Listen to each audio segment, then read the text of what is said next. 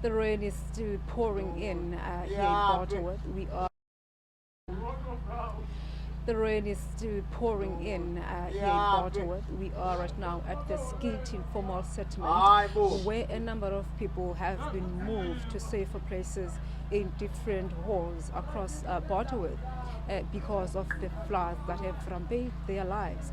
They have had to carry their belongings with them. We've seen in some of the tunnels, they are there with their furniture, birds, fridges and everything that they could save in this flooding. It is reported that it started raining on Sunday and it's still pouring in as we speak. It's very cold.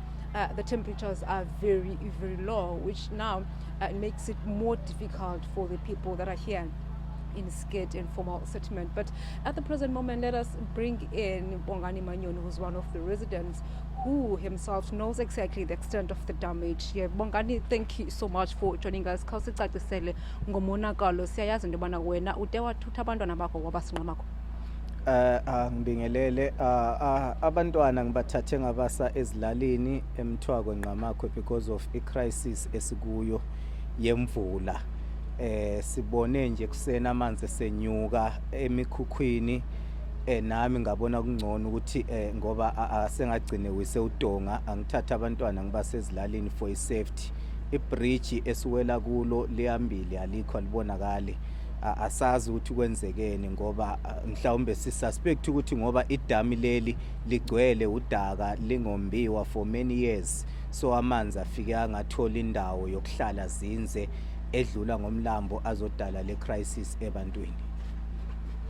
Ngokubona kwakho kwindawo nje banihleli nje abantu aba besiza kuwe becela uncedo, imeko yabo injani? Isimo but traumatized mangisho nje. They are traumatized ngoba ama-fridge wabo babukele ehamba namanzi, ibhedi zabo nempahla zabo bazibukele ezihamba namanzi. So ngokubona kwami nje abantu aba-traumatized engasho ngithi baseluvalweni nje, baseloyikweni abangazi ukuthi lungaphela nini ngoba lemvula iyabonakala ukuthi ayikambi nje ngoba isaqhubeka futhi inetha kanjalo, asazi ukuthi yostopha nini. So sikuleyo crisis kusenga end up kuhamba yona imkhukhu qobo lwayo. Usodolophu uthi kudala kusenziwe inzame zokubana basuswe abantu kule ndawo abahleli kuyo bawubekwa kwindawo ekhuselekileyo, kodwa ngabantu abangafuniyo ukusuka apha eSkate. Ungathi xa uphendula apha?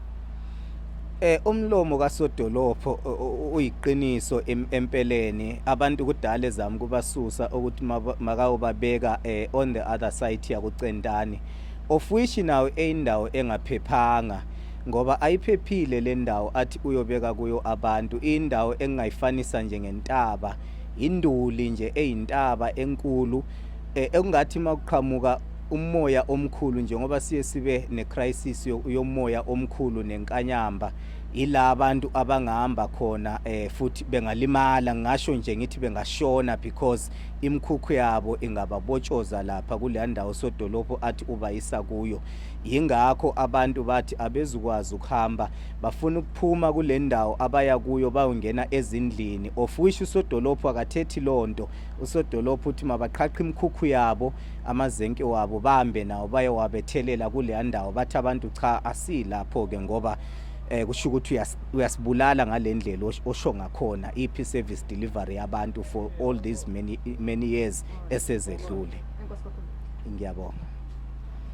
That is Bongani Manyoni, one of the residents here at Skate Informal Settlement, talking to us about the extent of the damage and in fact answering to the allegations that have been made by the mayor, wherein she said that they have been trying as a municipality to move all the people that are here to a better place so that they could be safer and not experience the flooding.